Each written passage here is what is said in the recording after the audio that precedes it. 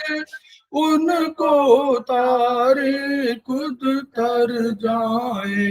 वह शक्ति हमें दो दयानिधे, कर्तव्य मार्ग पर डट जाए।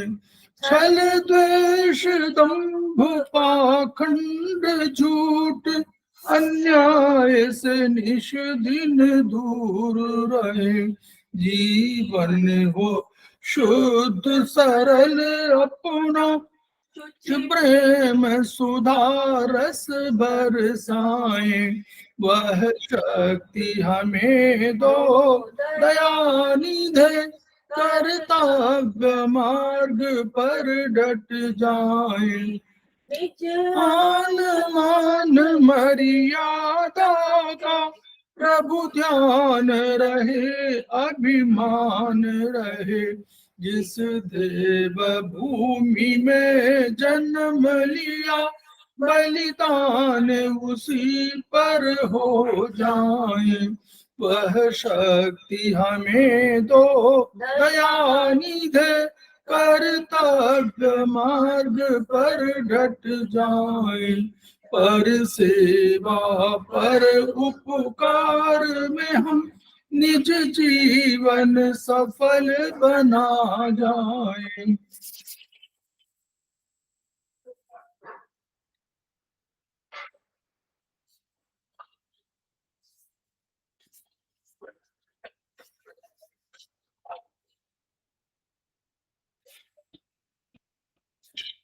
समवायी क्लासेस में आप सभी का स्वागत है। हमारे बीच में नीतू जैन जी उपस्थित है, जो सेमेस्टर 3 की स्टूडेंट है, उनका स्वागत है। हमारे बीच में श्रीमती वर्षा श्रीवास्तव उपस्थित है, जो समवायी फाउंडेशन की उपाध्यक्ष है, उनका स्वागत है। हमारे बीच में बबली सिंह उपस्थित हैं, जो सेमेस्टर 3 की स्टूडेंट हैं और उसके साथ ही समवायी फाउंडेशन की प्रमोटर हैं, उनका स्वागत है। हम लोग समवायी फाउंडेशन के सदस्य हैं और हम लोग एक्यूप्रेशर शोध प्रशिक्षण एवं उपचार संस्थान प्रयागराज से संबद्ध है। वहां के 3 मनीषियों के हम लोग ऋणी हैं। वे मनीषी हैं ब्रह्मलीन MP खेमका सर, दूसरे हैं वर्तमान अध्यक्ष आदरणीय JP अग्रवाल सर, और तीसरे एपेक्स बॉडी के chairman Shri SS Saraf sir. इनके साथ ही हमने अन्य गुरुओं से भी शिक्षा ग्रहण किया है, उनके प्रति भी हम लोग श्रद्धावनत है। उन गुरुओं से, इन मनीषियों से जो हमने शिक्षा ग्रहण किया, उसका तात्पर्य यह था कि वहां का जो सिद्धांत, वहां का जो मोटो है, वो है each one reach one, each one teach one and each one treat one. तो जो अलख उन्होंने जगाई थी, उसको आपके माध्यम से जन जन जागरण अभियान के तहत हम पूरे विश्व में फैलाना चाहते हैं। और हमें विश्वास है कि आपके माध्यम से ये विधा जो कम खर्चीली है और सबके लिए लाभकारी है, वह पूरे विश्व में फैलेगी और उसका लाभ सबको मिलेगा। तो हम लोग शुरू करते हैं अपनी बात। हम लोग पिछली बार इन यांग पर चर्चा कर रहे थे।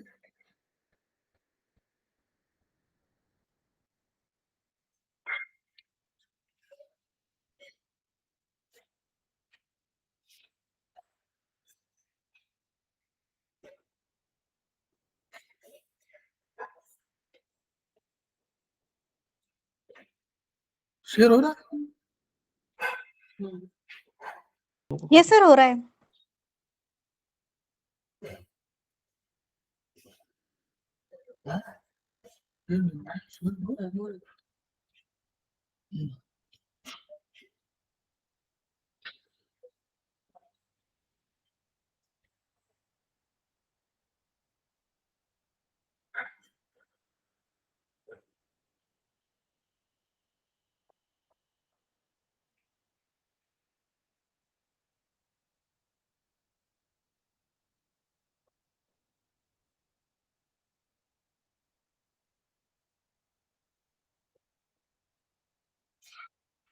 तो हम लोग इन यांग पर आ गए थे और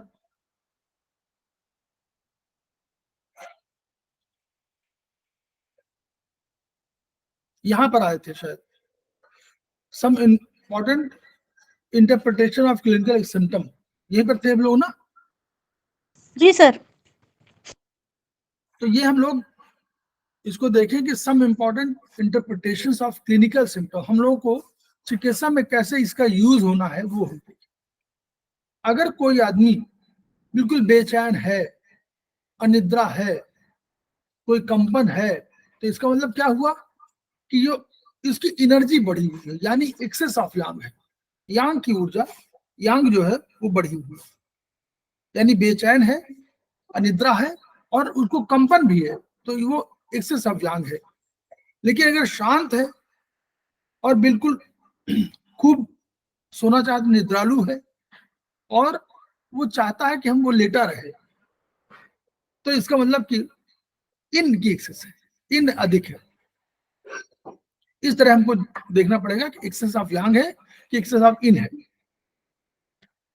फिर अगर वो कोई आदमी, कोई ऐसा हो कि ड्राइनेस है, सिम्टम सूखा, ड्राई थ्रोट है, ड्राई स्किन है, ड्राई आईज है, ड्राई स्टूल है, तो हम लोगों को ये मानना पड़ेगा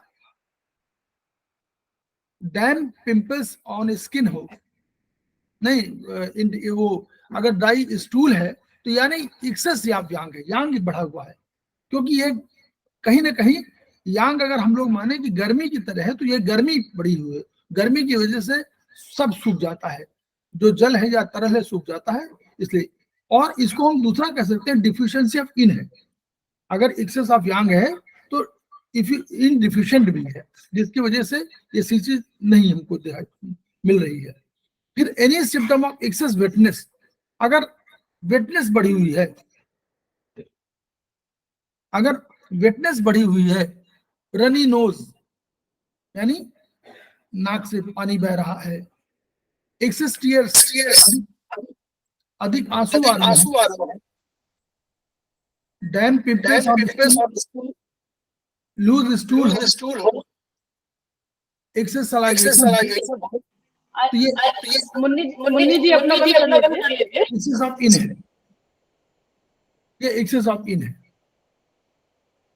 एनी लंप, कोई थोड़ा सा उभार कहीं आया हुआ हो, स्वेलिंग हो गई हो, या कोई फोड़ा बन रहा हो और वो हार्ड हो रहा हो, तो ये यांग की अधिकता बताता है। अगर हार्ड है तो यांग की अधिकता बता रहा है। लेकिन इसके विपरीत जो सॉफ्ट हो वो एक्सेस ऑफ इन की, अगर सॉफ्ट है वो वही मास है, स्वेलिंग है, सॉफ्ट है तो एक्सेस ऑफ इन है, और अगर हार्ड है तो एक्सेस ऑफ यांग है।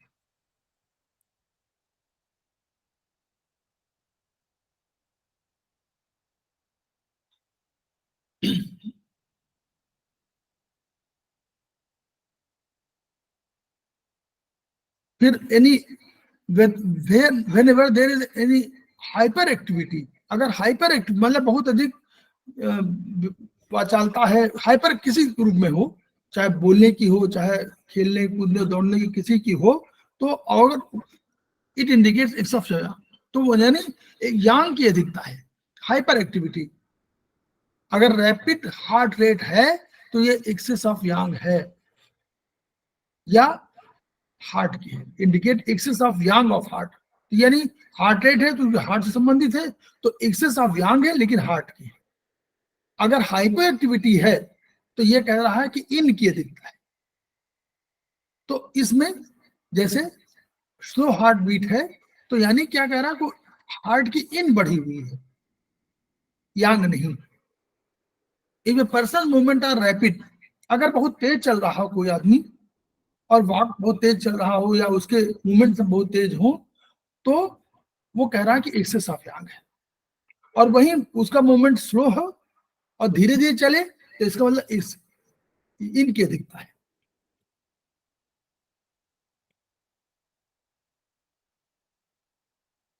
फिर उसमें आया कि अगर symptom appear suddenly and change rapidly, अगर कोई सिम्टम, कोई लक्षण तुरंत आए और जल्दी से परिवर्तित हो जाए, तो यानी ये यांग की कंडीशन है। क्यों? यांग क्या है? यांग का मूवमेंट है, यांग को हमको मूवमेंट अधिक समझना है। तो आया, अपीयर हुआ, फिर चेंज हो गया, तो यांग का नेचर है। इन का नेचर क्या है? स्थिरता, रुकावट, वहां रुकी रहती है। If the symptom appear gradually and change slowly, धीरे धीरे कोई परिवर्तन हो रहा है और वो अपीयर भी मतलब यानी दिखता भी है, लक्षण भी दिखते धीरे धीरे, और वो अगर परिवर्तन भी हो तो धीरे धीरे परिवर्तन हो, तो ये कह रहा है कि इन कंडीशन है। तो यांग को समझने के लिए अगर बहुत तेजी से, जैसे वायु समझ लीजिए, जैसे मूवमेंट का हम लोग यांग का कह रहे थे ना कि ऊर्जा प्रवाहमान है, अधिक मूवमेंट कर रही है, तो वो यांग कंडीशन है, और धीरे धीरे चल रही है तो इन कंडीशन। अगर यांग नॉर्मल है तो द थिंग्स, अब ये इसका यहाँ पे सिद्धांत दूसरा आया कि यांग अगर नॉर्मल है तो इसका मतलब क्या हुआ कि मूवमेंट होता रहेगा, तब एनर्जी जो है, की जो इसको बोलते हैं, ची जिसको बोल रहे हैं, ची will flow normally and fluids will be transformed and excreted normally. अगर यांग आपका नॉर्मल है तो यानी यांग किसको शक्ति को बता रहा है? यांग शक्ति बता रहा है ची की शक्ति को। तो क्या कर रहा है? ची जो है नॉर्मल फ्लो करेगी और ऊर्जा प्रवाहमान होगी, और फ्लूइड्स भी, क्योंकि सबको बहाना काम ऊर्जा का है, इसलिए वो ट्रांसफॉर्मेशन भी काम ची का है और निकालने काम भी ची का है, तो जो फ्लो है वो नॉर्मल रहेगा। लेकिन अगर यांग डिफिशिएंट हो गई, कमजोर पड़ गई, तो क्या करेगी? ची रुक जाएगी, जो एनर्जी है वो कहीं रुक जाएगी, स्टैग्नेशन हो जाएगा, फ्लूइड्स ट्रांसफॉर्म नहीं हो पाएंगे और न निकल पाएंगे, तो इनकी अधिकता हो जाएगी। अगर फ्लूइड न निकले शरीर के बाहर तो क्या होगा? शरीर में इन बढ़ जाएगी, फ्लूइड बढ़ जाएंगे, तो फ्लूइड माने इन, तो in will prevail. Thus yang keeps thing moving and a state of fluidity or non-stop। इसका मतलब क्या हुआ? यांग जो है इसका मूवमेंट, यांग जो है चीजों को मूवमेंट कर रहा है, तो प्रवाहमान बनाता है। ऊर्जा है, ऊर्जा काम यही है कि वो आगे मूवमेंट करते रहे, तो उसको क्या है?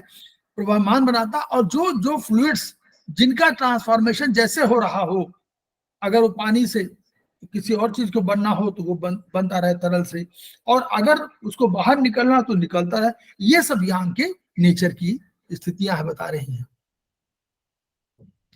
When in prevails, अगर इन प्रिवेल कर गई, अगर मान लीजिए ची का मूवमेंट नहीं हुआ, ची की एनर्जी कम हो गई, यांग कमजोर पड़ गया, तो और इन प्रिवेल कर गया, यानी इनकी बहुतायत हो गई, इन जो है शक्तिशाली हो गया, तो the movement and transformation of power of Yang fails.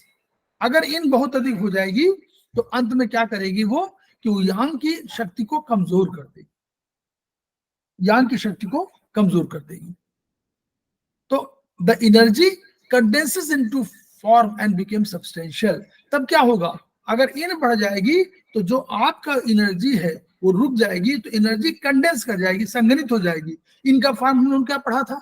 हम लोगों ने कहा था कि इन जहां होती है वहां संघनित हो जाती है, संघनित माने कंडेंस कर जाती है और अंत पृथ्वी को रूप धारण लेती है। तो कंडेंस करने का मतलब कि फॉर्म में आ जाएगी, एक वो रूप ले लेगी और कोई लंप के रूप में आ जाएगी। इट बिकेम सब्सटेंशियल, वो दिखाई देने लगेगी, रुक जाएगी और उसका एक फॉर्म बन जाएगा, एक आकार ले लेगी वो। तो यानी ये इसका ऊर्जा को प्रवाहमान होना आवश्यक है। उदाहरण के लिए उदाहरण लिया है, देखिए बढ़िया है कि यांग की पेट में सुचारू रूप से चल रही है, तो जब यांग का काम क्या है कि उस सब चीजों को ट्रांसफॉर्मेशन भी होना और ची का यानी एनर्जी का मूवमेंट, तो आंतों कार्य सुचारू रूप से चलता रहता है। भोजन ठीक से पचे, क्यों? ट्रांसफॉर्मेशन हो रहा है। आंतें सारे तत्व को ठीक से जज्ब करती हैं और अनावश्यक मलमूत्र जो है बाहर निकल रहा है। अगर यांग ऊर्जा कम हो गई और ठीक से काम नहीं हो रही तो न हमारा पाचन होगा न निष्कासन होगा। तो क्या होगा? रक्त में बॉडी फ्लूइड का संचरण, मूवमेंट, क्योंकि मूवमेंट के लिए जिम्मेदार कौन है? यांग। तो मूवमेंट के लिए जिम्मेदार यांग है, इसलिए अगर वो पाचन नहीं कर पा रही है, निष्कासन नहीं कर पाए, तो यानी उसी का यांग की कमजोर है कहीं ना कहीं, तो उसमें मूवमेंट घट जाएगा और पहले रक्त में रुकावट हो जाएगी और फिर शरीर में गांठें बन जाएगी।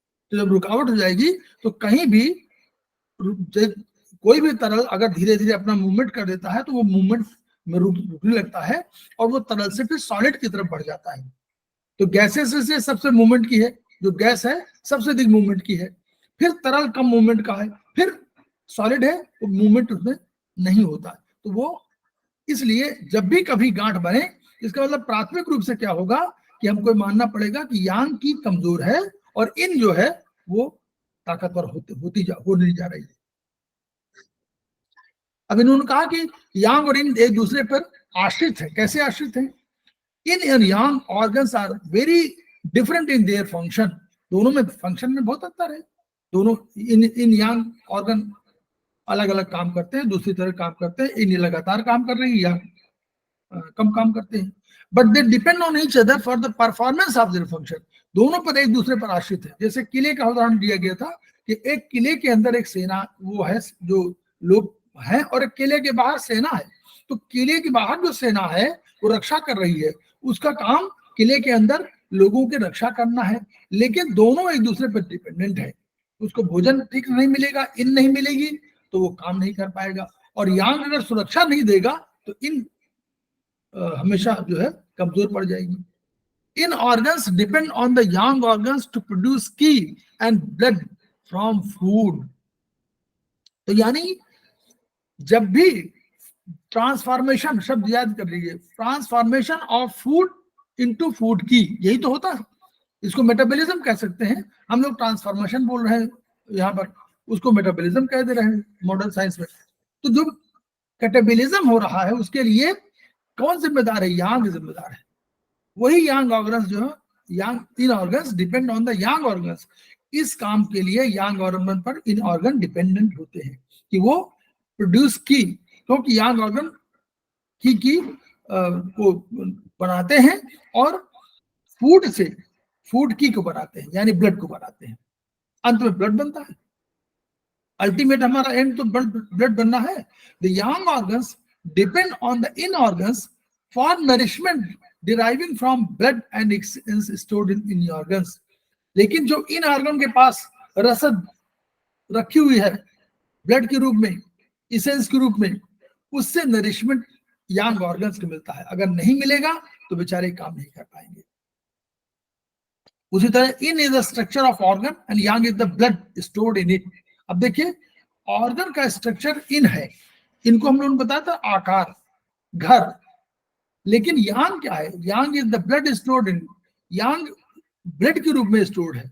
ब्लड भी इन है, लेकिन ब्लड का काम क्या है? ब्लड का काम अल्टीमेटली पोषण देना और मूवमेंट के द्वारा, बिना मूवमेंट के नहीं हो सकता। तो यानी यांग अगर नहीं होगा तो ब्लड भले इन के रूप में हो लेकिन उसका मूवमेंट नहीं हो पाएगा। तो जब ब्लड स्टोर्ड है तो यही एनर्जी के फॉर्म में है। इन तो स्ट्रक्चर हो गया और ब्लड को हम लोगों ने मान लिया ग्रुप मानने के द्वारा। देखिए क्यों? क्योंकि ब्लड स्टोर्ड क्या होगा? ब्लड का अकेले तो ब्लड नहीं, ब्लड वैसे तो स्ट्रक्चर ऑफ ऑर्गन है तो वो भी इन हो जाएगा, लेकिन जब मूवमेंट ब्लड की जो अल्टीमेटली वो है मूवमेंट, उसको ट्रांसफॉर्मेशन, वो किसी को ले जा करके वहां खुद दे जा रहा है। तो ये जो काम है ब्लड का है। Without structure the function can not be perform. अगर स्ट्रक्चर नहीं हुआ इन तो कोई फंक्शन जो यांग का मूवमेंट है, मतलब यानी ब्लड का मूवमेंट है, वो नहीं हो पाता। विदाउट फंक्शन, बिना फंक्शन के structure will lack transformation movement. वो उसमें इन तो रखी रहेगी, स्ट्रक्चर है आपके पास, ब्लड भी है, ब्लड को हम इन भी मान लें तो भी ट्रांसफॉर्मेशन मूवमेंट नहीं होगा। इन इज इंटीरियर, इन आंतरिक है, और म्यूचुअल फाउंडेशन ऑफ यांग, ये मटेरियल फाउंडेशन है। तो इसी पर ही आश्रित है यांग का अस्तित्व। और यांग इज एक्सटीरियर, बाहरी है, और मैनिफेस्टेशन ऑफ इन, इनका मैनिफेस्टेशन है, इनका प्रकटीकरण है, प्रकट कर रहा है बाहर कि हम ये हैं। तो दोनों एक दूसरे पर इंटरडिपेंडेंट है, यानी दोनों एक दूसरे पर आश्रित हैं। यही चीज हम लोगों को सब चिकित्सा में समझनी है कि हम लोगों का कैसे दोनों एक दूसरे के आश्रित है, बिना एक दूसरे के दोनों नहीं। इसलिए दोनों का बैलेंस रहना बहुत जरूरी है। म्यूचुअल कंज्यूमिंग, अब यहाँ पर हम लोग आगे शुरू में अब इसी पर थ्योरी पे आ जाएंगे। इन और yang are in a constant state of change, लगातार वो बिल्कुल तरल, जैसे कोई एक वो हो, लहरें हों, उसी रूप में वो लगातार इन यांग के रूप में बढ़ती रहती है।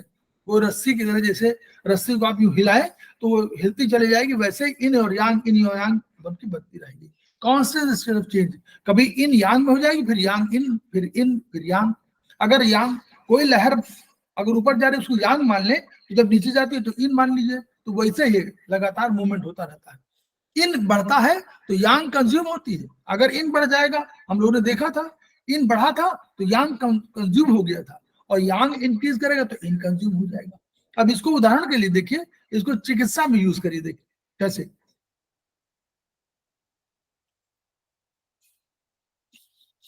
ऐसा बैलेंस बनाए रखने के लिए होता है। यह रात और दिन को होने वाले परिवर्तनों में देखा जा सकता है। जब दिन का अवसान होगा, दिन खत्म हो रहा है तो यांग घटने लगी, इन बढ़ने लगी। मौसमों में क्या है, वसंत ऋतु आई तो इन घटने लगा और यांग बढ़ने लगा। क्यों? अधिक प्रवाहमान होने लगा और अधिक एक्सपेंशन होने लगा। एक का बढ़ना और दूसरे घटना, संतुलन, प्रकृति में संतुलन बनाए रखें, दोनों एक दूसरे संतुलन बनाते हैं। तो इनको यांग को एक्सपेंशन से मानिए, इनको कॉन्ट्रैक्शन से मानिए, तो ये आप वही हो जाएगा कि दिन का अवसान हुआ तो दिन रात में, दिन हमारा यांग है और रात हमारी इन है। तो जब दिन का अवसान हुआ, सूरज डूबने लगा तो यांग तो घटी लेकिन इन बढ़ी। उसी तरह वसंत ऋतु आई तो इन तो घटा। क्यों? इसमें सर्दी के बाद आई, तो सर्दी में इन खूब था,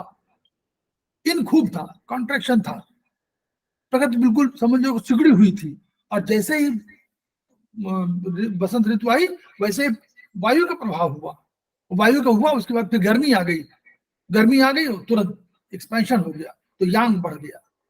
तो ये उनको बता रहे हैं कि दोनों का एक दूसरे के साथ नेचर है। जैसे म्यूचुअल कंजम्पशन ऑफ यांग निम्नलिखित नियम के अनुसार होगा। यहीं पर हम लोग अब यहीं से थ्योरी शुरू हो रही, वही एम्प्टी हीट वगैरह आएगी, देखिए उसी में। इफ इन इज कंज्यूम्ड, अगर इनकी ताकत कम हो गई, इनका कंजम्पशन हो गया तो यांग बढ़ जाएगा। यांग कंज्यूम होगा तो इन बढ़ेगा, बिल्कुल वही म्यूचुअल है। इफ इन इंक्रीजेज, अगर किसी तरह से यांग इन बढ़ गया तो यांग कंज्यूम हो जाएगा, अगर यांग बढ़ेगा तो इन कंज्यूम हो जाएगा। मतलब दूसरा कंज्यूमेशन, एक बढ़ेगा तो दूसरा घटेगा, कंजम्पशन हो जाएगा, उसको मतलब कम उसकी संख्या कम हो जाएगी। वही गर्मी में, अब देखिए यहां से उदाहरण आपको समझ में आ जाएगा। गर्मी में गर्मी हुई तो क्या बढ़ी, गर्मी माने यांग, तो शरीर में पसीना आने लगता है तो क्या हुआ, वहां देखिए यांग, इफ यांग इंक्रीजेस, यांग बढ़ गई, इन इज कंज्यूम्ड, तो शरीर में पसीना ज्यादा आने लगेगा तो इन कंज्यूम हो जाएगा, इन बाहर निकल जाएगा, इन कम हो जाएगा शरीर से। यही तो हुआ, हमारे शरीर में पसीना आया, पसीना बाहर निकल गया, तो जो पसीना निकल गया तो इन जो अंदर इन थी, तरल था, वो कम हो गया ना। अगर बाहरी वातावरण बहुत ठंडा, इन है, अगर बाहरी वातावरण बहुत ठंडा है, इन बढ़ी हुई है बाहर में, तो शरीर कांपने लगेगा। क्यों कांपने लगेगा? ताकि यांग पैदा हो।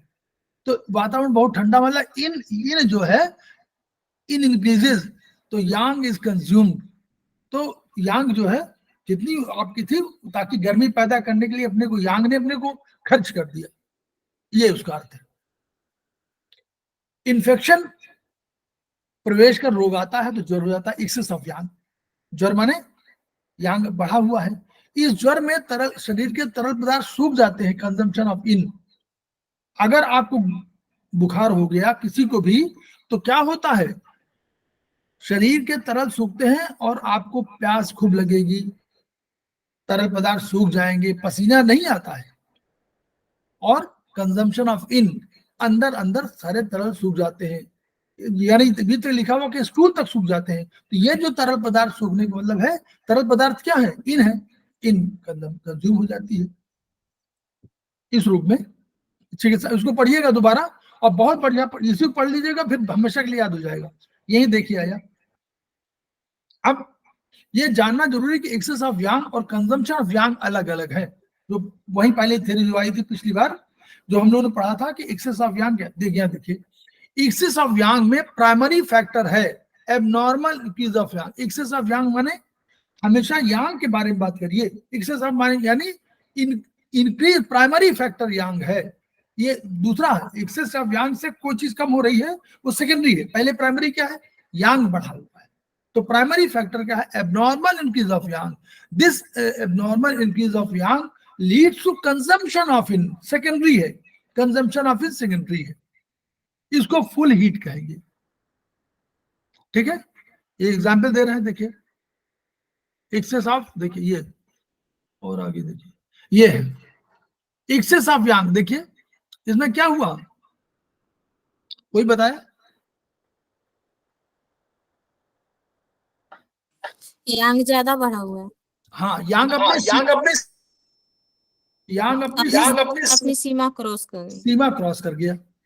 तो जब यांग अपनी सीमा क्रॉस कर गया तो इन जो है कम हो गया, इन कम हो गया। देखिए इन जो है, इन यहाँ, इन नीचे, क्योंकि उसने कंज्यूम कर लिया ना, तो कंजम्पशन हो गया। ठीक है, ये कंज्यूम हो गया, एक्सेस ऑफ यांग में इतना कम हो गया, इन कम हो गया, जबकि इनको यहाँ रहना चाहिए था। तो ये चूंकि इतना बढ़ गया, इसलिए इसने कंज्यूम कर लिया। तो this is condition when the excess external और इंटरनल हीट, कोई आंतरिक या बाहरी गर्मी कंज्यूम कर लेती है बॉडी फ्लूइड्स को। क्यों? बॉडी फ्लूइड्स माने इन माने बॉडी फ्लूइड्स, तो बॉडी फ्लूइड्स माने इन, और गर्मी है यांग है। तो उसने कहा गर्मी ने क्या किया, तरल को सुखा दिया।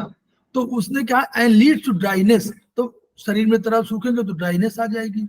This is excess of yang, this is full heat condition and should be treated by such by yang sedating, by sedating yang. क्यों? इसमें इनकी गलती नहीं है, इसमें यांग एक्सेस है। प्राइमरी कंडीशन क्या है, यांग बढ़ी हुई है, समझ लीजिए यहीं पर ही, ये फाइनल है इस पर। एक्सेस ऑफ यांग माने यांग अपनी सीमा को क्रॉस कर गया, तो इनको कंज्यूम कर लिया। इन दोनों यहीं पे थी, ये इधर चला गया तो इसको नीचे आना पड़ गया अपनी सीमा से। तो जब नीचे आ गया ये, तो ये एक्सेस ऑफ यांग माने पहली कंडीशन क्या है, प्राइमरी कंडीशन। हम लोग जैसे पढ़ते थे प्राइमरी और सेकेंडरी, तो प्राइमरी कंडीशन क्या है, यांग बढ़ गया है, गर्मी बढ़ गई है।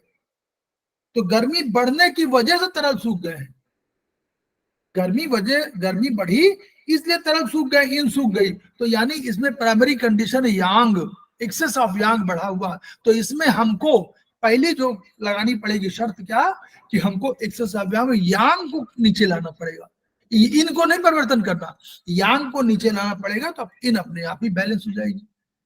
ठीक, ये देखिए, ठीक है, इसको यही से समझना। दूसरा कंडीशन क्या है, इसको फुल हीट कंडीशन कहेंगे। आप लोग समझ रहे हैं सब लोग, फुल हीट कंडीशन कौन हुई, जिसमें इनकी कोई गलती नहीं है, यांग बढ़ गया, तो यांग बढ़ गया, गर्मी बढ़ गई, तो गर्मी बढ़ा, तो उससे इसको फुल हीट कंडीशन बोलेंगे, फुल हीट पैटर्न। ठीक है, और इस केस में यांग को सिडेट करेंगे, क्योंकि यांग बढ़ा इसलिए उसको सिडेशन कर दीजिए। अब देखिए दूसरा है, कंजम्पशन ऑफ इन में प्राइमरी फैक्टर है डिफिशियंसी ऑफ इन। ठीक है, this abnormal deficiency of yin leads to apparent excess of yang. अच्छा, किसी कंडीशन में देखिए, यहां पे देखिए, ये बैलेंस कंडीशन, ये देखिए इन और यांग दोनों बराबर है। ठीक है, दिखाई पड़ रहा है, दोनों बराबर है, ये इसको बैलेंस करेंगे। This is ideal situation which really exist in practical. जीवन में कभी ये स्थिति नहीं आएगी, कभी नहीं आएगी, कभी बैलेंस तराजू बिल्कुल बराबर पड़ने पर नहीं रहेगा। क्यों? ये होम्योस्टेसिस का सिद्धांत है कि कभी ऊर्जा बढ़ेगी कि घटेगी, सब होता रहेगा। आपको इसको बराबर करना है तराजू के, लेकिन बराबर कभी नहीं होगी, वो हमेशा कम ज्यादा 2-4% इधर उधर होता रहेगा, है ना, कभी बराबर बैलेंस नहीं हो पाएगा। कोई भी इवन फिजिक्स में भी कोई भी तराजू जब तक वैक्यूम में नहीं रखी जाएगी तब तक वो हमेशा हिलती डुलती रहेगी। ये फिजिक्स का सिद्धांत है, चाहे वो 1 इंच 1 सेंटीमीटर हो, 0.0001 सेंटीमीटर हो, ऊपर नीचे होती रहती है। ठीक, ये फिजिक्स में भी है, तो ऐसा मत सोचिए कि हम ही हैं, रियल लाइफ में ऐसे ही होगा। जब तक कि वैक्यूम कंडीशन स्पेशली डिजाइन न बनाई जाए तब तक बैलेंस तराजू कोई बैलेंस नहीं है। ठीक, अच्छा, अब इसको जो है दूसरा, अब इन्होंने कहा कंजम्पशन ऑफ इन में प्राइमरी फैक्टर। अब देखिए कंजम्पशन ऑफ इन, यहां देखिए, अब देखिए ये, इसमें क्या है, देखिए कोई बताए, ई वाले में, ई में यांग घटा हुआ है सर, यांग घट गई है, यांग घट गई है। नहीं सर, इन घटा हुआ है। ई में यहाँ यांग बढ़ा हुआ है। यांग बढ़ गया है सर, यांग बढ़ गया ई में। हाँ, यहाँ कहाँ बढ़ा हुआ? सर ई में बोल रहे हो ना? ई में यांग बढ़ा हुआ है सर, कहाँ यांग बढ़ा हुआ? इधर सर यही तो आपको बता रहे हैं कि क्या है? यांग तो अपनी सीमा में है। Okay sir. ये तो सीमा है, यही तो कह रहा है कि ये सीमा है। इस सीमा में यांग कहाँ बढ़ा हुआ है? यांग तो बेचारा अपनी जगह पे नहीं बढ़ा है। हाँ इन घट गई सर। इसमें कंजम्पशन ऑफ, देखिए कंजम्पशन ऑफ इन है, इसको डिफिशियंसी ऑफ इन बोलते हैं। ये इन जो है कमजोर पड़ गई भाई किन्हीं कारणों से। यांग अपनी जगह पे कायम है, वो अपनी सीमा क्रॉस ही नहीं किया। यहाँ पर ये वाला कंज्यूम हो गया है, तो इसमें प्राइमरी कंडीशन क्या हुई वैसे बताइए? इन कम हुई ना, इनकम हो गया इसमें। इसमें प्राइमरी कंडीशन यांग तो कोई यांग देखिए उस वाले में यांग, यहाँ पर देखिए यांग बढ़ा हुआ है, वो कह रहे हैं यांग बढ़ा हुआ है, तो ये पहली कंडीशन यांग के बढ़े, जो यांग को कमजोर कर देंगे, कम कर देंगे तो ठीक हो जाएगा। यहाँ इस वाले में तो बेचारा यांग अपनी जगह कायम है। देखिए ये देखिए यांग अपनी जगह कायम है। इसमें क्या हुआ, किन्हीं कारणों से इन कमजोर हो गई, तरल किसी वजह से सूख गए, ब्लड लॉस हो गया, कहीं तमाम होता है, तमाम लॉस हो गया, किन्हीं कारणों से आपका पानी निकल गया, किन्हीं कारणों से। ये नहीं कह रहे हैं, कारणों की बात नहीं कर रहे हैं, सब परिवर्तन तमाम होते हैं। इसमें यांग अपनी जगह पर कायम है, अपनी सीमा में है, लेकिन इसमें कम हो गया, इसको डिफिशियंसी ऑफ इन बोलते हैं। क्यों? इसमें प्राइमरी कंडीशन डिफिशियंसी ऑफ इन है। अब इसको ट्रीटमेंट करने के लिए आपको इन को टोन करना पड़ेगा। देखिए लिखा हुआ है, when the body's yin energies are depleted, body की इन एनर्जी कमजोर पड़ गई, कोई कारण है, बुखार हो गया, बीमार हो गए, बीमारी के बाद ठीक हो गए, तो उसमें यांग अपनी जगह मान लीजिए ठीक भी है, तो एनर्जीज डिप्लीट माने कम हो गई। The decrease of in may lead to symptoms of apparent or relatively excess of yang। तो इसमें क्या होगा, इन माने सर्दी, इन सर्दी को बता रही है, तो इसमें लगेगा आपको हीट महसूस होगी। तीसरे पहर आपको लगेगा कि हमारी हीट बढ़ी हुई है, जबकि हीट बढ़ी नहीं है, इसमें सर्दी कम हो गई है, सर्दी बढ़ गई है। मतलब सर्दी जो है, जो उसका इन है वो कमजोर पड़ गया है, तो उससे आपको गर्मी अधिक लग रही है। अगर यही सर्दी इतने तक रहती तो आपको बराबर रहता, लेकिन यहाँ सर्दी कम हो गई तो आपको गर्मी अधिक लग रही है। तो एक्सेस ऑफ यांग रिलेटिवली, इसमें क्या करना है, इसमें जो है इनको डिफिशिएंट है तो इनको बढ़ाना है। देखिए इस वाले से इसमें क्या है, इसमें यांग को बढ़ाना घटाना है, क्योंकि यांग अपनी सीमा क्रॉस कर गया, तो यांग को नीचे कर लाइए तो ठीक हो जाएगा। यहां क्या है, यहां तो यांग अपनी जगह कायम है, लेकिन इन घट गई है, तो इसमें इन को बढ़ाना है आपको। तो ये क्या है, इसको एम्प्टी हीट कंडीशन बोलेंगे। इसमें एपरेंट माने आभासी, सही नहीं है, रिलेटिवली अपेक्षाकृत यांग बढ़ा महसूस हो रहा है। This is called empty heat condition and should be treated as such at the time of menopause. The in energies get depleted.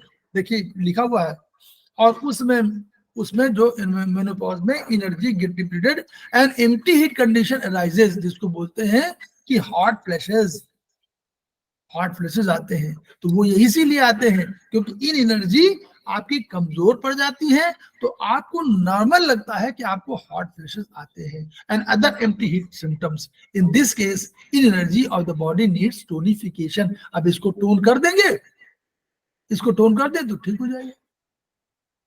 Sir ये 5 पाम हीट जो होती है वो इसी रीजन से होती है सर? जी सर 5 पाम हीट जो होती है वो इसी से रीजन से होती है? हाँ वही वर्चुअली क्या वो ये एक कंडीशन, इस कंडीशन में भी होती है ये वाले। तो कितनी इन लगाना पड़ेगा सर इसमें? शाम के समय जो है आपको टेम्परेचर बढ़ने लगता है, आप टेम्परेचर आपको लगेगा ना, होगा तो वही 99 के आसपास ही होगा, लेकिन वो आपको तीसरे पहर, दोपहर के बाद गर्मी जब खत्म होने लगी तो उस समय आपको लगेगा कि अब गर्मी बढ़ गई है, टेम्परेचर बढ़ा हुआ मालूम होता है, तो ये कंडीशन है। ठीक, अच्छा, इन जब बढ़ने लगता है तब अपन को लगेगा कि हमारी बॉडी में यांग बढ़ गया है। नहीं, ये कंडीशन तो ऑलरेडी आ गई, मतलब इसकी कंडीशन की शर्त ये होती है कि नॉर्मली आपको तीसरे पहर तो उसमें इनकी वो हीट तो कम हो रही है, लेकिन फिर भी आपको लगेगा कि हीट बढ़ी हुई है ये तीसरे पहर। यहाँ पर जो थर्ड तीसरे पहर आप देखिए उसमें सिम्टम में आता है कि तीसरे पहर आपको लगेगा कि आपको टेम्परेचर बढ़ा हुआ है, ज्वर जैसा है, तो वो ये कंडीशन, उससे आप बोलिए कि डिफिशियंसी ऑफ इनकी कंडीशन है। और इसीलिए आपको जो है सीवी मेरिडियन पर, सीवी कंजम्पशन, सीवी मेरिडियन पर, वेसल पर, सीवी वेसल पर आपको ट्रीटमेंट देना पड़ता है इस कंडीशन में, मेनोपॉज पर। आप देखिए इसीलिए देना पड़ता है क्योंकि उसमें आपको डिफिशियंसी ऑफ इन को ठीक करना है। तो सर वो K6 और LU7 वाला देना पड़ता होगा ना? हाँ, राइट, K6 लेफ्ट। तो सर के दोनों टोन करने पड़ते हैं उसमें, दोनों सीडेट? नहीं, वन राइट, फर्स्ट वाला वही है ना सर? हाँ, ओके सर, जो EOB के अकॉर्डिंग है वही रहेगा ना, फीमेल के according? Okay sir, thank you sir. ठीक है, अब सब लोग धीरे देखिए, सिस्टम समझते जाइए, और तो बीमारी के वहां सब देख लेंगे। ये सिस्टम, ये एम्प्टी हीट और फुल हीट थोड़ा सा परेशान करती है, क्योंकि बाद में तुरंत आपको चाहिए एम्प्टी हीट बता दिया, अब आप भूल गए एम्प्टी हीट क्या है। तो एम्प्टी हीट माने आप समझ लीजिए कि हीट नहीं बढ़ी है, एम्प्टी हीट है, मतलब सूखा। जैसे आप कोई गुस्सा करे और आप कहे कि अरे झुटका रहा है, गुस्सा नहीं कर रहा, तो ये क्या हुआ, एक गुस्सा वास्तव में गुस्सा का, देखिए आप घर में देखिए कभी, एक वास्तव में गुस्सा करे, बड़ा गुस्सा हो जाए, तो वो कहेंगे उसको फुल हीट, यानी रियली गुस्सा है। अरे एक हुआ कि गुस्सा दिखा रहा है, गुस्सा नहीं है, तो वो एम्प्टी गुस्सा है, वही गुस्सा। इसमें समझिए, ऐसे समझने के लिए मैं ये नहीं कह रहा हूँ वही चीज है, इसको एज इट इज समझना है। तो एक्सेस, अब तीसरा तो कंजम्पशन ऑफ इन में या डिफिशियंसी ऑफ इन में प्राइमरी फैक्टर है डिफिशियंसी ऑफ इन, इसको पहले चेंज करते हैं, इसको एम्प्टीड, फिर ठीक है, दो कंडीशन हो गई। अब देखिए इसमें भी दिखा रहे हैं, यहीं पे देख लिए एक्सेस ऑफ इन, देखिए ये बी दिखा हुआ, इसमें क्या हुआ है, this is a condition when the excess external और internal cold in the body consumes. अब यहां पर देखिए, यहां गलती किसकी है बोलिए, बी में।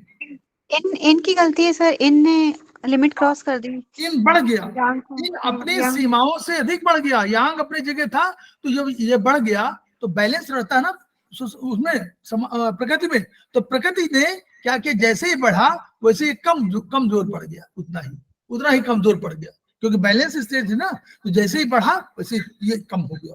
तो ये क्या हुआ, ये यांग घट गया, तो यांग का कंजम्पशन हो गया, लेकिन किसकी वजह से, एक्सेस इन की वजह से।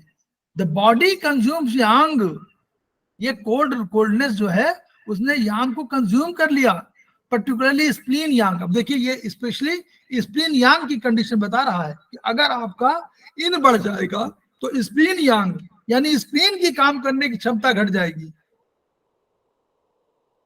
ये स्पेशली एक शब्द बोल दिया इसने, पर्टिकुलरली कहा, ये नहीं कहा यांग कम, केवल स्प्लीन यांग, ये कह रहा है स्प्लीन यांग ऐसे में कमजोर हो जाती है। अब आपको एक बीमारी का तरीका भी बता दिया कि एक्सेस यांग होगी, तो पहला हमको ध्यान देना पड़ेगा कि स्प्लीन यांग कहीं ना कहीं कंज्यूम हो गई है, कमजोर हो गई है। This is full cold condition. Sir इसमें सिर्फ स्प्लीन यांग को ही क्यों बोला, किडनी यांग भी हो सकता है, कोई और भी यांग डेफिशिएंसी बोल सकते हैं। पर्टिकुलरली कहा, ये नहीं कहा कि हमने इसीलिए कहा ना आपको, वो पर्टिकुलरली कहा, विशेष रूप से कहा, ये नहीं कहा कि किडनी यांग ये थोड़ा कर निगेट नहीं कर रहा किसी को, स्पेशली बता रहा है कि नॉर्मली पहले ये होगा। किडनी यांग तो बहुत बात है, ठीक, ये नॉर्मली पहले क्योंकि वही एक्सेस, इनका कहना, ये बीमारी की बता रहे हैं, ये नहीं कह रहे हैं आप ऐसा मत समझिए कि स्प्लीन यांग को कह दिया तो उसी में, स्प्लीन यांग नॉर्मली वो कह रहे हैं पर्टिकुलरली स्प्लीन यांग कंज्यूम हो जाती है। तो आप पहला ध्यान आपको स्प्लीन यांग पर जाना चाहिए, ये इनका कहना है। ठीक, सर ये ब्लड को अफेक्ट करेगा, जो स्प्लीन का जो काम है जो रिलेटेड टू ब्लड उसको? जिस फूड की बनाने का काम, उसे ट्रांसफॉर्मेशन यांग का काम है, ट्रांसफॉर्मेशन इनका काम नहीं है, मेटाबॉलिज्म यांग का काम है। तो स्प्लीन यांग कमजोर होगी तो यानी रक्त ठीक से बना नहीं पाएगी, फूड की नहीं बना पाएगी। रक्त बनाने का काम तो उनका हार्ट का और फेफड़े का है, लंग्स का है, लेकिन स्पेशली ये फूड की ही नहीं बना पाएगी ठीक से, ऊपर भेज ही नहीं पाएगी। अगर बना भी लेगी तो भेज नहीं पाएगी, यांग कमजोर है ना, मूवमेंट चाहिए ना उसको। यांग तो मूवमेंट दोनों काम करेगी, मूवमेंट करेगी और ट्रांसफॉर्मेशन करेगी। This is full cold condition, note कर लीजिए, ये पूरी फुल कोल्ड कंडीशन आपको आएगी। एंड कैसे ट्रीट होनी चाहिए बताइए इसमें? सर इसमें इनको सेडेट करेंगे? हाँ, क्योंकि इन अपनी सीमाओं से बढ़ गई तो इन जो है कम, जैसे आप अपनी सीमा पर लाएंगे यांग ठीक हो जाएगी। यही समझना है बस। सर पर इसमें यांग डेफिशिएंट है तो डेफिशिएंट को बढ़ाएंगे ना सर इसमें? क्यों नहीं? फिर भाई भूल गए, primary condition and secondary condition. Primary condition क्या है? सबको बैलेंस होना चाहिए था, तो कौन बढ़ गया? इन बढ़ा है कौन सर। बढ़ गया? सर इसमें एक लॉ और है ना कि सर अगर इन में तो मतलब इनमें प्रॉब्लम है तो यांग को ट्रीट करेंगे और यांग में प्रॉब्लम है तो इनको ट्रीट करेंगे। नहीं, वो अभी दूसरा पहले रुक जाइए, अभी इसको क्यों समझिए वो नहीं। ओके सर, ठीक सर। दो कंडीशन बता रहे हैं, full heat condition, full cold condition. वो कह रहे हैं कि एक्सेस ऑफ इन दो चीज, प्राइमरी हम लोग, सेकेंडरी जानते हैं, शब्द हम लोग परिचित है। प्राइमरी सेकेंडरी हम लोग हाथों में पढ़ा हुआ है कि प्राइमरी जिधर हो ऑर्गन उधर प्राइमरी, जिधर न हो उधर सेकेंडरी। ठीक, यहाँ प्राइमरी कंडीशन माने अगर आपके कहा जाए कि आपके घर के दरवाजे पे कोई आदमी जो क्रॉस करेगा वो गलत है, तो पहले जो जिसने पैर रखा, एक ने पैर बाहर, एक ने बाहर निकाल दिया, पैर बाहर ही चला गया, और एक बाहर निकाल रहा था, तो किसकी गलती है? जिसने पैर बाहर रख दिया। जो बाहर चला गया वो तो बाहर चला गया, वो तो दोषी है ही ना। दूसरा पैर निकाल रहा था, निकालता न निकालता अलग पॉइंट है। तो यहाँ कहना एक्सेस ऑफ यांग और एक्सेस ऑफ इन में प्राइमरी कंडीशन क्या देखनी, इसमें सीमा देखिए, सीमा दी हुई है, इस सीमा को क्रॉस जिसने किया उसकी पहली गलती है। बस ये समझना है हमको, इसी को ये चार्ट से बहुत बढ़िया समझाया है। एक्सेस ऑफ इन कौन सी है? एक्सेस ऑफ इन माने सीमा से क्रॉस कर गए इन, तो हमको इन को अगर हम ठीक करेंगे तो यांग अपने आप बैलेंस हो जाएगा। इन चित्रों से क्यों समझना, यही चित्र भी है, बैलेंस ऑफ इन यांग। जो अपनी सीमाओं क्रॉस करे वही है। अब देखिए, अब इसमें देखिए, when consumption of deficiency of yang, when the body's yang energy is deficient, body की yang एनर्जी कमजोर हो गई और it leads to cold chilliness and other symptom. क्यों? क्योंकि ये तो इन इसमें इनकी गलती है। डी में नहीं सर, नहीं इसमें इनकी कोई गलती नहीं है सर। इन अपनी जगह पे कायम है, लेकिन किन्हीं कारणों से, कारण कुछ भी हो सकते हैं, किन्हीं कारणों से यांग एनर्जी डिफिशिएंट हो गई, ये इतनी कम हो गई। तो अब आपको क्या लगेगा? आपको सर्दी अधिक लगेगी। नॉर्मल लगेगा सर्दी है तो सर्दी तो लगेगी, सर्दी तो उसमें भी लगेगी जिसमें इन बढ़ा था।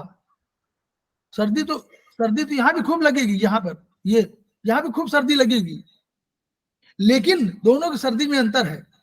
इस सर्दी में सर्दी के कारण यांग का कमजोर होना, गर्मी के कम हो जाना है। तो ये क्या है? इसको क्या कहेंगे? एम्प्टी कोल्ड सिम्टम कहेंगे। और इसमें यांग को अगर आप टोन कर देंगे, जो प्राइमरी कंडीशन है यांग को टोन करेंगे तो ठीक हो जाएगा। ये चार कंडीशन जो आपको दिया हुआ है, इन्हीं कंडीशन को आपको याद रखना है। ठीक है? अब इसमें देखिए, when the body is in, वही हम तो पढ़ा चुके हैं इसको ना, वो हाँ ये हो चुका। अब देखिए सिंकिंग ऑफ इन, देखिए ये अब एक और कंडीशन, इसमें क्या हुआ? इस कंडीशन एफ में यांग बढ़ा हुआ है sinking of yin is a very crucial stage, बहुत सबसे महत्वपूर्ण है, वो बड़ी भीषण टाइप की है। When the in is severely deficient, the patient has spontaneous perspiration, whole body is hot, mouth is dry, he has retention of urine, constipation, tongue is dry, the patient cannot show his tongue। रोगी ये वाला जो है लू लगने पर sinking of इन भी होगी। देखिए अब इसमें क्या हुआ, जो जैसे लू लगता है, लू लगने में क्या होता है पहले कोई बताए? हीट, धूप लग जाना धूप लगी बढ़ जाती, तो धूप लगी तो क्या हुआ? हीट बढ़ जाती। सो वो ड्राई माउथ गर्मी नहीं, लगेगी। पहले हीट बढ़ी, आप एक शब्द बोलिए, हीट बढ़ी अच्छा, तो क्या हुआ? हीट, हाँ हीट बढ़ेगी। पानी कम हो जाएगा, बॉडी का नहीं, पानी हीट बढ़ी तो हीट बढ़ इन यांग में क्या हुआ? हीट माने क्या है? यांग बढ़ गया यांग। सर। यांग, तो यांग बढ़ा ना, यस सर। हीट बढ़ी, पहला हीट बढ़ी, छोड़ दो, पहला हीट बढ़ी तो हीट Yes. आपको लगी, वहां गए और अब बिल्कुल लू चल रही है और आप बिल्कुल एक कोई अंगोछा बांधे हुए हैं हल्के से और कपड़े पहने हुए हैं, कोई बात नहीं, आप बनियान शर्ट पहने हुए हैं, सब कुछ है और कुछ ऊपर बांधे भी हुए, चलिए हम मान लिए, लेकिन हीट तो है और हवा चल रही है, ग्लू, गर्मी, खूब गर्म हवा, तो पहला काम करेगी कि हीट बढ़ा देगी पूरे शरीर का। टाम आप बाहर देख, टच करके भी देखिएगा, आपका स्किन जो है बिल्कुल जल रहा होगा, यस ठीक सर। है? तो ये इसने क्या किया, यांग को बढ़ा दिया, तो पहली कंडीशन यांग बढ़ गई, ये स्पेशल स्टेज है। दूसरा क्या हुआ, अब आप बोलिए, दूसरा जो बोल रहे थे, अब क्या ये हुआ? कम हो गया सर। हाँ, क्या कम होगा? इन सिंक कर गया सर। सर बॉडी फ्लूइड कम हो जाएगा। हाँ, बॉडी फ्लूइड, इनकी बात नहीं है, बॉडी फ्लूइड पहले कम होंगे, तो बॉडी फ्लूइड्स कम हुए तो पहले पसीना निकलेगा, याद करिए, पहले खूब पसीना निकलेगा, जैसे गर्मी लगेगी खूब पसीना निकलेगा, जितना पसीना होगा वो सब निकल जाएगा। मान लीजिए 1 लीटर पसीना निकल गया, एग्जाम्पल दे रहा हूं, 1 लीटर पसीना निकल तो बॉडी से 1 लीटर पानी कम हो गया, ठीक? तो पहले तो पसीना निकलेगा, बाद में पसीना भी नहीं निकलेगा, याद करिए, कभी किसी को देखा हो उसको पसीना बाद में निकलेगा ही नहीं, क्योंकि पसीना रहेगा ही नहीं, अंदर बॉडी फ्लूइड जितने हैं वो आवश्यक होंगे, उसको लू लगना बोलते हैं। क्यों? अब उसके पास तरल नहीं रह गया, बॉडी लू पानी क्यों निकालता है? पानी निकालता है ताकि आपका टेम्परेचर सामान्य बना रहे। पसीना क्यों निकलता है? ताकि आपका टेम्परेचर जो सूखने से जो लेटेंट हीट डेवलप होती है, उस हीट की वजह से आपका टेम्परेचर सामान्य बना रहे। Homeostasis. Yes, homeostasis in scientific word. और बेसिक ये फंडा कि जब आपका लेटेंट हीट, एक फिजिक्स का सिद्धांत है कि जब तरल से वाष्प बनेगा तो लेटेंट हीट कुछ एनर्जी खर्च होगी, इसको हीट एनर्जी। तो जब यहाँ जो है जो गर्मी लगी तो गर्मी आई, उस गर्मी को उन्होंने कन्वर्ट कर दिया पसीने के माध्यम से निकालने में, तो टेम्परेचर रहता है, लेकिन बाद में वो भी तरल सूख गया।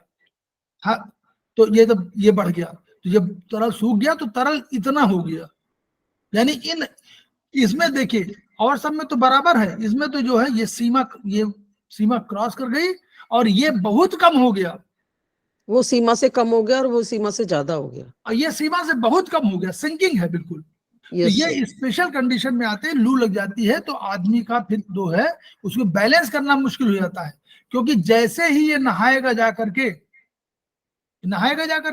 इसको बोला जाता है कि नहाइए, ठीक, लू वाले को।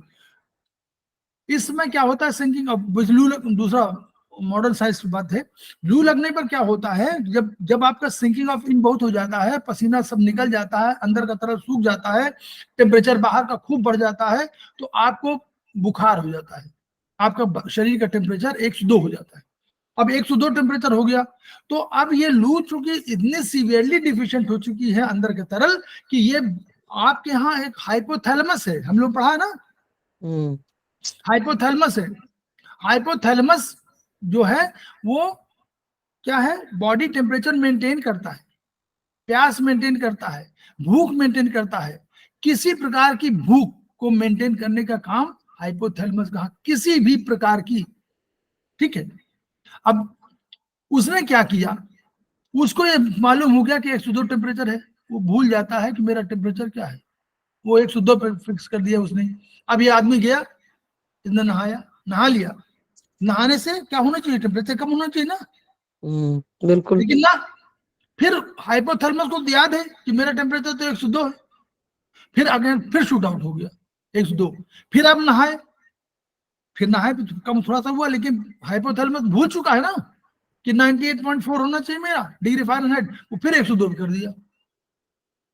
इसलिए इसको बहुत सीवियर कंडीशन बोलते हैं, सीरियस कंडीशन है। इसमें खूब पानी, खूब तरल, खूब लिक्विड, खूब नहाना, खूब कोल्ड कंडीशन आपको लानी पड़ेगी, तब जाकर धीरे धीरे हाइपोथैलेमस को हम लोग क्या करना चाहिए, सिंकिंग को अप करना चाहिए सर इनको। हाँ, हम लोग को इनको बढ़ाना भी पड़ेगा, ये बढ़ गया तो इसको घटाना ही पड़ेगा, दोनों काम करने पड़ेंगे, लेकिन पहले इसको घटाइए, यांग को जो बढ़ा हुआ है उसको घटाइए, कैसे, पानी डाल करके कुछ करके, अंदर के तरल बढ़ा करके, अंदर के तरल बढ़ाइए करिए, और हम लोगों को तुरंत हाइपोथैलेमस में कहीं ना कहीं मेथी को लगा देना, क्योंकि हाइपोथैलेमस भूला हुआ है, वो टेम्परेचर बार बार शूट आउट कर देगा। तो हाइपोथैलेमस का संबंध ब्रेन से है, ब्रेन को हमको ट्रीटमेंट देना है कि भैया तुम्हारा टेम्परेचर 98.4 डिग्री या 6 डिग्री फ़ारेनहाइट है, तुम्हारा 102 नहीं है, उसको याद दिलाना है। तो जहां जहां हाइपोथैलेमस का पॉइंट हो, चाइनीज में, आयुर्वेद में, उन सब पे ट्रीटमेंट आप हम लोगों को करना चाहिए। और सिंकिंग ऑफ इंक में जो हमको करना है वो तो है यांग को हमको कम करना, इन को बढ़ाना, दोनों काम है, लेकिन वो काम भी करना चाहिए क्योंकि उसमें ब्रेन पर असर हो जाता है। तो सर हाइपोथैलेमस को यहाँ पर क्या करना पड़ेगा याद दिलाने के लिए, टोन या सीडेट करना पड़ेगा? हाइपोथैलेमस को टोन करना चाहिए। ओके सर, ठीक sir.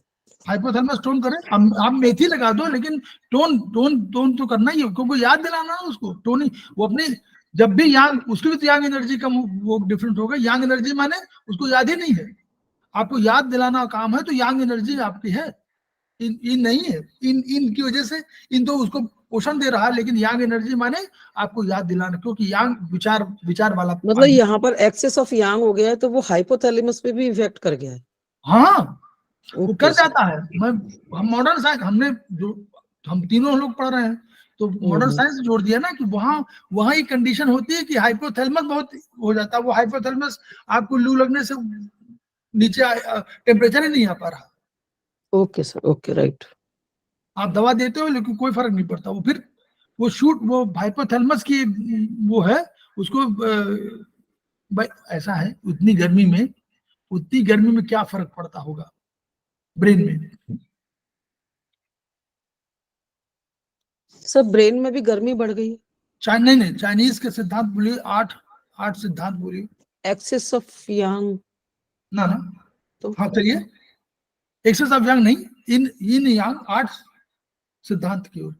Hot cold sir, hot and cold sir. हाँ, तो हॉट एंड कोल्ड क्या है, यानी हमारे शरीर के, हॉट एंड कोल्ड का अर्थ क्या है, हॉट एंड कोल्ड का अर्थ है कि हमारे शरीर के सारे ऑर्गन एक निश्चित तापक्रम पर काम करते हैं सब, यस, और एक निश्चित पीएच पर काम करते हैं। पीएच हम लोग अभी उस दिन बताया था ना, जी सर। तो पीएच बताया था कि 7 हमारा न्यूट्रल है, 7 से कम होंगे तो हमारा हाई, और मतलब एसिडिक, और 7 से ऊपर हमारा तो बेसिक, क्षारीय, एल्कलाइन। तो हम अगर, और हमको क्या चाहिए, 8 पीएच पर, नॉर्मली पीएच 8 पर सारे ऑर्गन फंक्शन ही बढ़िया करते हैं, चाहे वो एंजाइम हो, चाहे हार्मोन्स हो, चाहे ऑर्गन हो, ठीक है। और नॉर्मल टेम्परेचर जो हमारा 98.4 डिग्री है, इसी में बहुत से काम, जैसे मेल स्पर्म इसी टेम्परेचर पर डेवलप करता है, नहीं तो आगे वो डेवलप ही नहीं कर, वो उससे 1 डिग्री कम ही चाहिए उसको, अगर वो उतना बढ़ जाएगा तो वो मेल स्पर्म में खत्म हो जाएगा, डेड हो जाएगा। ऐसे ही बहुत से ऑर्गन है जो अपनी फंक्शनिंग ऑप्टिमम माने बढ़िया से काम करना, काम ही नहीं करेंगे, रुक जाएंगे, स्पीड धीमी कर देंगे। तो इन सबसे ब्रेन असर, ये इनका असर कहाँ पड़ना है, ब्रेन में तो पड़ना है। तो जब ये हो जाता है टेम्परेचर, तो ब्रेन की फंक्शनिंग, क्योंकि सारी हमने, और दूसरा क्या पढ़ा, और दूसरा हम लोगों ने पढ़ा कि ब्रेन सारे संवेदनाओं को ग्रहण करता है, करता है ना? कैसे करता है? Yes sir. कैसे करता है? कुछ हम लोग बताया था कुछ वैसे शब्दों में। सर स्पाइनल कॉर्ड के थ्रू मैसेज जाते हाँ, हैं। ठीक, वेरी गुड। हम लोग ने कहा था कि द्वारपाल है और द्वारपाल जाके सूचना देते, ठीक। उसको हम लोग शब्द कुछ भी बोले, वो द्वारपाल है और हर जगह बैठे हुए हैं, सेंसर बैठे हुए हैं और वो बताते हैं भैया गर्मी आ गई। तो ये ब्रेन को सूचना बार बार जाते हैं। फिर ब्रेन को जैसे एक गया, उसने कहा टेम्परेचर भैया 98.4 नहीं आ रहा है, 100 है। तो फिर ब्रेन ने किसी कहा, वो संदेशा किसको देगा? या तो किसी मसल को देगा, या किसी को ऑर्गन को देगा, या उनको रिक्वेस्ट करेगा हाइपोथैलेमस को। हाइपोथैलेमस से रिक्वेस्ट करेगा कि भैया उससे बोलो मास्टर ग्लैंड से। मास्टर ग्लैंड कौन है? Pituitary sir. Yes, pituitary, very good. ऐसे ही देखिए, एक क्वेश्चन के साथ साथ मास्टर ग्लैंड पिट्यूटरी है। पिट्यूटरी बोले भैया कुछ करो, कोई निकालो, तो वो जहां जहां उनको करना होता वहां वहां वो अपने हार्मोन्स निकालना शुरू करेगी। अब वो कहेगा, फिर एंजाइम की हेल्प सूचना गई कि एंजाइम फंक्शन नहीं कर रहा है। वो कह रहा है कि हम काम ही नहीं करेंगे। एंजाइम काम क्या है? एंजाइम काम क्या है कि उस टेम्परेचर पर कोई केमिकल रिएक्शन करा देना। तो वो खुद ही बेचारा वो हो गया, बेहोश हो गया। अब वो खुद ही बेहोश है तो वो कहता है कि हम काम नहीं, हम क्या काम कर, हम नहीं काम करेंगे। तो वो काम नहीं कर रहा। अब काम नहीं कर रहा तो केमिकल रिएक्शन नहीं हो रहा। केमिकल रिएक्शन नहीं हो रहा तो फिर सेंसर ने बताया कि भैया टेम्परेचर फिर नहीं आया। अब ब्रेन को बार बार फिर सूचना देना। और किसी आपके ऑफिस में दिन भर कोई आदमी आवे, दिन भर जाते रहे, तो आप कहोगे नहीं हम तो पगला गए। ये आप बोलते हो ना कि यार मैं तो पागल हो गया, 10 बार तो आया, 10 बार तो गया। वही ब्रेन की स्थिति होती है। ब्रेन पागल हो चुका होता है, वो समझ ही नहीं पा रहा है कि मैं क्या करूं। वो कहता है कि मेरे ना हाइपोथैलेमस सुन रहा है, ना मेरा पिट्यूटरी सुन रही, ना मेरा कोई सुन ही नहीं रहा है। और कोई सुन सब रहे हैं, लेकिन उस टेम्परेचर पर कोई काम कर ही नहीं पा रहा है। तो इसलिए ब्रेन को रेस्टलेसनेस हो जाएगी। ब्रेन आपका बेचैन हो जाएगा, पागल हो जाएगा, सरदर्द हो जाएगा, बिना बात का सरदर्द। तो जो सरदर्द होता है वो इसलिए नहीं कि सरदर्द है, वो सरदर्द इसलिए है कि वो तो ब्रेन तो बेचारा ठीक है, लेकिन और ऑर्गन नहीं काम कर रहे हैं तो उसका सरदर्द बढ़ गया। जैसे कोई हम लोग भाई कोई काम ना करे, आपके जो घर परिवार में हो कोई मदर फादर, और कोई बच्चे काम ना करे, तो फादर मदर क्या कहेंगे कि तो आज हम बिल्कुल पागल हो गए, कोई काम ही नहीं करके दे रहा, ना सब्जी आ रही है, ना आटा आ रहा, ना दाल आ रहा, बनाए कहाँ खाना। नहीं, ऐसे ही।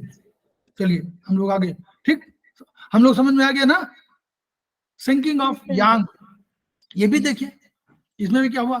Sinking of yang is a very crucial stage when the yang is severely deficient follow symptom appear. कैसे? Cold extremities. अगर मान ली यांग की ताकत बहुत घट गई और इन भी बढ़ गई, दोनों चीजें हुई, तो कोल्ड एक्सट्रीमिटीज बिल्कुल, जैसे ठंडक में आप चले जाइए, चिलीनेस, फ्रीक्वेंट वॉल्यूमिनस यूरिनेशन।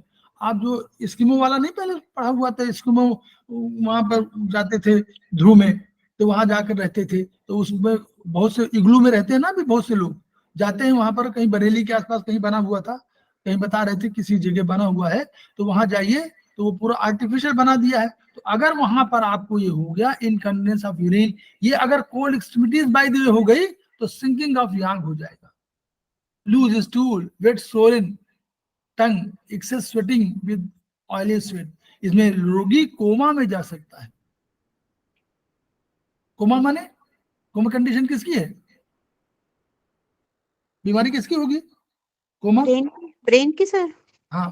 तो ब्रेन हमने बताया ब्रेन की तो प्रॉब्लम होगी। बर्फीले तूफान में फंस जाने पर प्रभातोरोहियों को ऐसा हो सकता है। ये सर बदली कोमा शट ऑफ है sir, coma being brain shut off हो जाता है। कोमा बेसिकली मींस, हाँ, यस, कोमा में ब्रेन का फंक्शन, हार्ट फंक्शन करता है, ब्रेन नहीं। रोगी ऑक्सीजन कमी से नीले पड़ जाते हैं, नब्ज कमजोर होती है, रोगी बेहोश होता है, छोटी होती है, रोगी की जीभ बाहर नहीं पाती, हार्ट यांग को रोक। तो इसमें हार्ट यांग को टोन करने से हार्ट यांग को रेज भी करना होता है। ये देखिए, हार्ट यांग को ये हार्ट यांग को टोन करिए ताकि बढ़ जाए, और इसके बाद इनको भी करिए, इनको भी कम करिए, गर्मी भी लाइए, और उसके साथ साथ यांग को बढ़ा भी दीजिए। तो उसको गर्म गर्म माहौल देना पड़ेगा ना, नहीं तो वो कोमा में चला जाएगा। ठीक है, अब देखिए,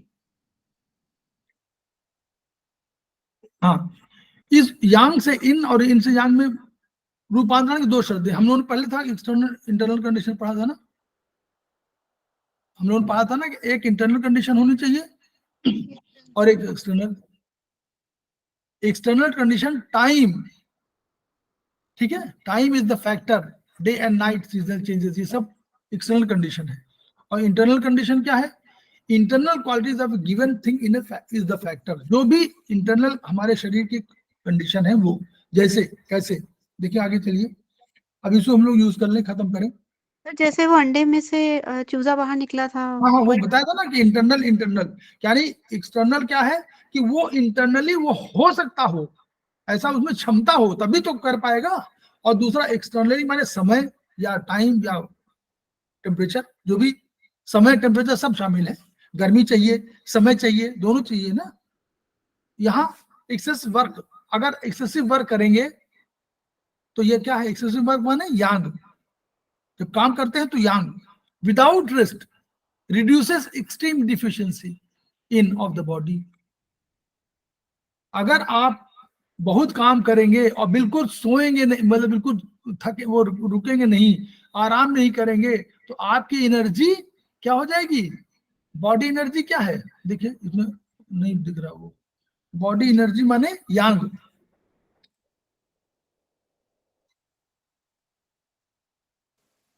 बॉडी एनर्जी कम हो जाएगी सर। है ना, है ना।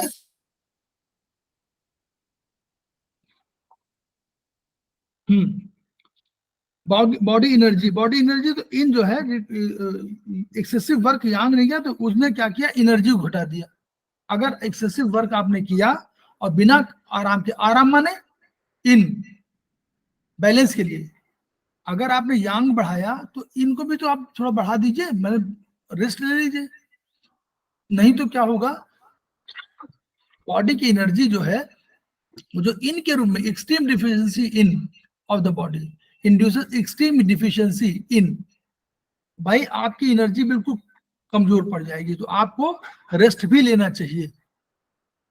उसी तरह एक्सेसिव जॉगिंग, जॉगिंग बहुत करते हैं मान लीजिए, तो very slow pulse, slow pulse क्या है? इन है, इन बढ़ जाएगी ना। जो एक्सेसिव जॉगिंग होगी तो इंड्यूसेस वेरी स्लो पल्स, इनकी जो है दशा बढ़ जाएगी, कंज्यूम कर लेगी ना, नहीं स्लो पल्स मतलब इन कमजोर हो जाएगा, ये कह रहा है, ये कह रहा है स्लो पल्स हो जाएगी, यानी जो नॉर्मल थी वो और कमजोर हो जाएगी। Excessive consumption of alcohol Yang creates pleasant euphoria, Yang artificially जो है बढ़ाया आपने, excessive alcohol creates pleasant euphoria, euphoria क्या बोलेंगे? वो सुखानुभूति, बहुत आनंद आता है। तो यांग जो है आपको बहुत अधिक, आपको लगेगा तुरंत कि बहुत अधिक मूवमेंट कर रहे हैं, बल्कि वास्तव में नहीं है, which is followed by hangover. देखिए पहले यांग बढ़ेगा, बाद में जो है पहले लगेगा आपको बड़ा सुखानुभूति है, लेकिन बाद में हैंगओवर, फॉलोड बाय हैंगओवर, ये इन है, इन शक्ति है। दोनों का कैसे यूज होता है? एक्सेसिव वरीइंग यांग डिप्लीट्स इन, अगर बहुत चिंता करेंगे, यांग माने विचार, सोचना, विचारशील, तो वो क्या करेगी? वो इनको डिप्लीट कर देगी, कमजोर कर देगी। एनर्जी ऑफ द बॉडी मतलब पोटेंशियल है ना, एनर्जी वो इन है। Exterior cold can evade in the body and after time it can change into heat, अगर बहुत एक्सटीरियर कोल्ड है तो शरीर में आ जाएगी, and after time it can change into heat. Cold can invade the body and after a time it can change into heat. Excessive क्या है इसका मतलब? इसका मतलब क्या हुआ? It can, excessive cold can invade the body. अगर बाहरी ठंडक आ गई तो after a time it can change into heat, heat में कन्वर्ट हो जाएगी। ये कैसा है? ये अब इसको थोड़ा पढ़िए कहीं और, कहीं इसका एक्सप्लेनेशन मिलेगा, मुझे समझ में नहीं आ रहा है। Exterior cold can invade in the body and after a time it can change into heat. Heat में कैसे कन्वर्ट हो जाएगी? क्योंकि अंदर क्या होगा? चलिए एनीवे बताएंगे कभी इसको। Excessive heat can damage the body fluid, ये तो ठीक है, एक्सेसिव हीट जो है बॉडी फ्लूइड खत्म कर देंगे और डिफिशियंसी फ्लूइड हो जाएगी। और deficiency of spleen yang can lead to excessive of dampness. हाँ, अगर स्प्लीन यांग कम हो जाएगी तो आपको लगेगा डैम्पनेस बढ़ी है, नमी बढ़ी हुई है। तो उपचार करते समय इसको हम लोगों को इस तरह यूज करना है होगा। और भी आगे क्या इसके भाई, बहुत है। खत्म हो गया क्या? सर खत्म हो गया चैप्टर वाला। खत्म हो गया, ठीक। तो हम लोग अभी 12:40 हुआ है, तो हम लोग अभी इसको शेयरिंग खत्म कर दें कि अभी हम लोग को उसमें पढ़ाना है ना, तो हम ब्रेक ले लें 5 मिनट का क्या?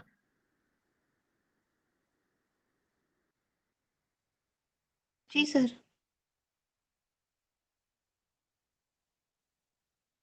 5 मिनट बाद हम लोग फिर मिलें थोड़ा सा, तो उसमें फिर हम लोग डिस्कस करेंगे। हम लोग आपको